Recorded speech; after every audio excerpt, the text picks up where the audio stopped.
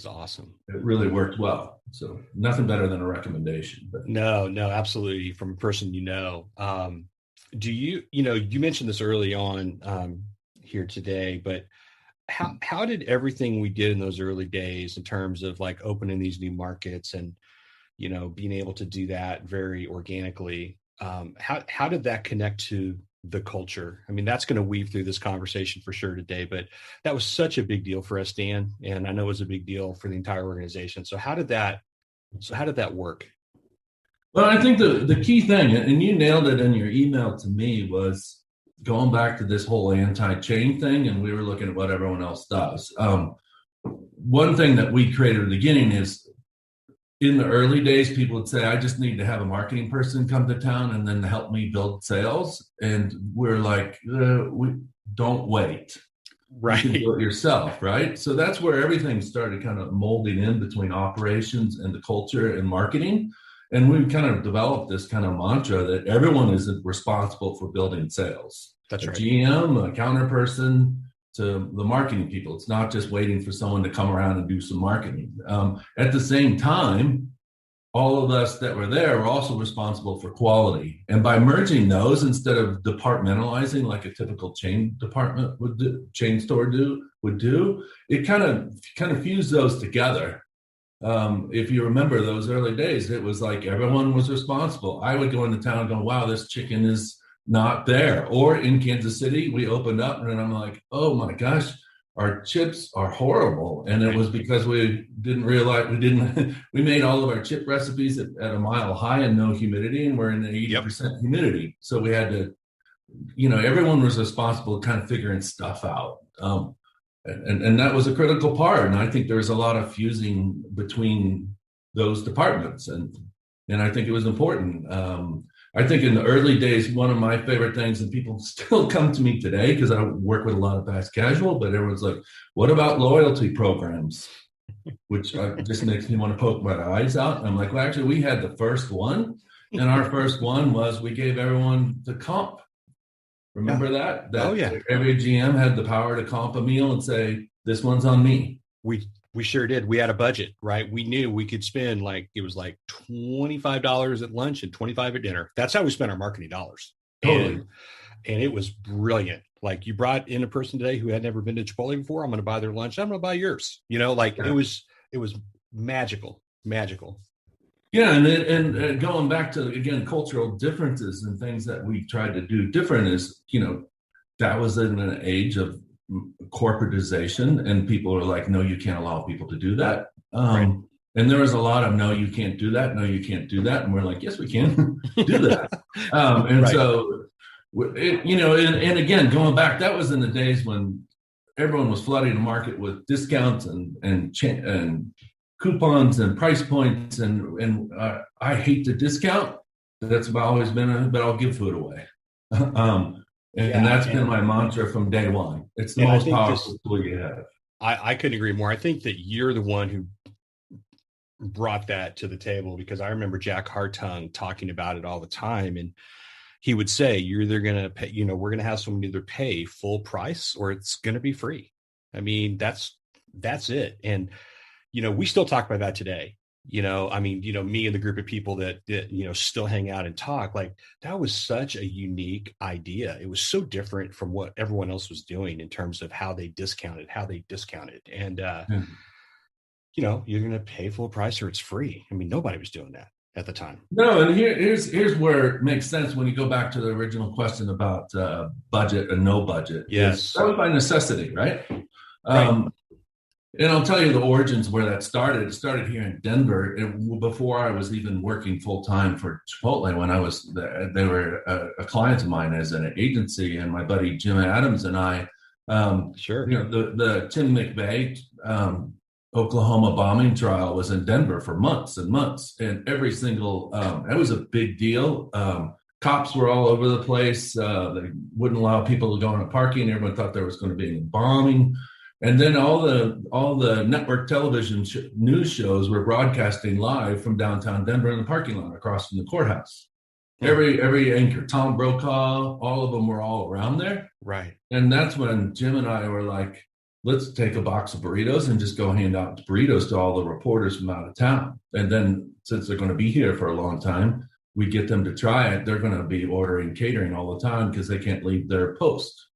Wow. I didn't know and that. That's where, and it Wow. was so funny because there's all of these cops and SWAT teams and military around, and we just walk in with these silver foil bombs and just walked right through. And then actually walked right up onto the sets of the news shows. And we're like, and everyone's like, wait, well, you can't do it. And I'm like, here, you want a burrito?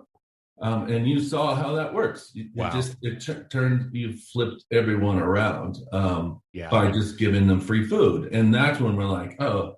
And then all the networks started doing it. They were all talking about how good the food in Denver was. They were ordering order after that. And that's where we said, let's do this full time because, and I still believe in this, that you can buy an outdoor board on the side of the road and it's $7,000 to $20,000 a month. You got to hope it's in the right location. Yep. You got to hope that the people are driving there are not distracted, that they'll see it. You got to hope that they're going to like your message. You're going to have to hope that there's a nearby location that when they like the message, they're going to go get it. And you got to hope that they can find parking and all of that. All of that hoping at that amount of money where I could give $7,000 in food costs. Yep. And that's 21 grand worth of value. And I could give that out, and it's making that connection one-to-one. Here, you like the food? We knew that if people try our food, 9 out of 10 are going to love it. Absolutely. So if we had crappy food, it wouldn't work. But because we had good food, we were like, just try this. And that became our total strategy for years and years. Yeah, it was. And that's a great segue to, what we learned as a company in those early days.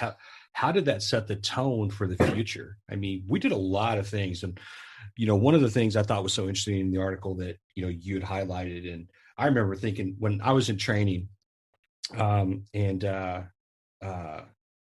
remember seeing the napkins, seeing the cups, and thinking, how cool is this? Because there was just nothing like that anywhere, And so obviously all those early things that we did that were such connectors to people, how did that influence the tone for the marketing as we went, as we grew, as we went to Kansas City, as, we went to Ohio, as we went to some of these other markets? Well, again, going back to no budget and how do we talk about stuff, that was a key theme. We called it the cereal box strategy, that you'd sit there and eat a bowl of cereal and read the cereal box. When I grew up, that's what I used to eat, 7 bowls of Trix and read 5. So I'm like, why not? If everyone's sitting there eating, why don't we put messages on our cups that are just right there, or on our napkins, or actually, if you remember, the back of the napkin had a little diagram that showed people how to peel it. How to peel it. Yes. It's created by Mark Terry, who lives in Kansas City. And that was because of people were eating it the wrong way. Right. So I think they're still using that today. So there was a lot of that sort of thing of how do I educate people, but also entertain them. And to me, I always put those two together, that you just don't do stuff to be funny. There's always a meaning and a message behind it. Right.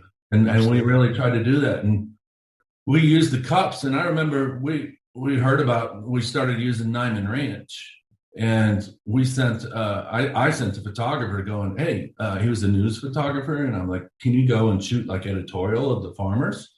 No one was talking about farmers. No one was talking about ingredients at that time. It wasn't, the calories weren't even posted. No one even talked about how many calories something was. But he came back with pictures of the Willis family and of Dwayne, one of our farmers. Oh, yeah. And they were just, I'm like, that's gold. And I'm like, one of my favorite posters. We know where our pork comes from. Dwayne. It was one of my favorites. I mean, I saw that picture, and that's where we came up with that headline. It was like, that the guy, what's this guy's name? His name's Dwayne.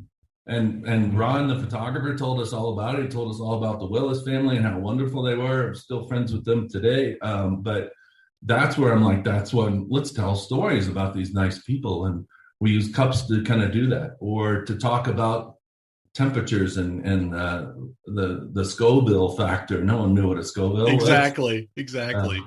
But we entertained people on that, and my philosophy was, instead of preaching to people, which I think they kind of evolved to in recent years, it was reward people for reading what you're doing. Right. So that's why everything was about, how do we make them chuckle? How do we make them think? How do we do that? Because then they're going to look for the next one, the next time I have to talk about something. So Absolutely. that thread goes through everything of, how do I reward people for seeing this sign or this poster or whatever? Right. Yeah. I think that farmer connection was so powerful, and we all knew it. But until I opened Lincoln, I mean, that's where I saw it firsthand, because of the community, that Lincoln, Nebraska is. Yeah. So many farms, so many farmers. I mean, I can't tell you, Dan, the amount of comments we got on that poster hanging in the queue line that was there. It was just a big deal to people. And I remember it was my first ever, it was like this long, but it was my first ever interview with the local paper when we opened Lincoln. But I remember that's one of the things we touched on, right? I remember that. Yeah. That relationship, that connection. And it was just so incredibly powerful. And you're right. I mean, nobody else was doing it at the time. And not a lot of people are doing that now either. And it was so successful. And it really made an impact. But it also made us proud too, for, us in the restaurants that were working every day. I mean, it made us really proud of what we believed in and what we stood for and how we were helping people. And, you mentioned the Willises, and I was lucky enough in 2011 to take my whole leadership team up there and, spend a day and a half. And it was amazing. I mean, and of course, it changes your life. Yeah, changes it does. Your life, right? Absolutely does. And especially if you know anything about regular pork production and raising and how horrible it is, and then you go there and it's the exact opposite. But going back to when you're talking about culture and marketing, that was the coolest thing we did as a company, was sending all the operations team, hand-picking people to go there and make a journey to Iowa and talk and learn about pigs. No one's no one's doing that. Come back a changed person for life. Absolutely. Well, and that's what I was going to say. One thing that was kind of touched on in that article that you did for Inc., but not a lot. But you did a lot of internal marketing too, Dan. You and your team, I mean, communicated so heavily to the team, and that was so incredibly helpful. Can you kind of talk about that a little bit? Yeah, I mean, going back to hating corporations and hating chains, everything we did was to do opposite of what people would do. Right. And we remember Ann Dowell was our our second HR person, but started with Marlene, who was our first. Right. I would go out when we first started seeing these HR manuals and even policies and things like that. And I'm like, oh, this is dry. Right. And that's when we really kind of started saying, like, 50% of our marketing should be to our own people. Yes. And that's where I'm like, the same thing of, instead of having a cover, let's call this something fun. Yep. And then have our teams get in on the joke like that too. Yep. I don't know if you were around, but I remember when we first started it, we used to do T-shirts for the area manager conferences. And, I was there. The very first one, it was horrible before, because everyone was pissed off that we didn't have systems in place. We grew fast, a lot of new people. Right. And so they're like, we need a T-shirt for our first area manager conference. And we did a T-shirt with a burnt out Chipotle pepper, and it burned through. And we called it, now I'm drawing a blank, but it was like, I know what it was, the Great Area Manager Meltdown. And then there was a T-shirt on the back. I'll send you a picture of it. I still have it. That's awesome. That went through, and it's like, we're all getting together and trying to do stuff and not try to kill each other and all of this. And it was literally like 40 words on the back of the T-shirt with an asterisk, and then say, but we're going to walk away with having a lot of fun. Yeah. And so that's where we really looked for those opportunities on, how do we take a manual, like, instead of our logo standards, we call it a live reptile handling. Right. And teach people about the do's and don'ts instead of telling them do and don't. Exactly. I remember when I was going through training, we had our, policy and procedure manual or training manual, but it was called the No, and it was just all these cool things that we did that were so different. Wrote that. I mean, I remember going through that thinking, this is brilliant. Yeah. And I remember Memo, right? MEHMOH, just all those things internally that really resonate with people, and to let people know we were different,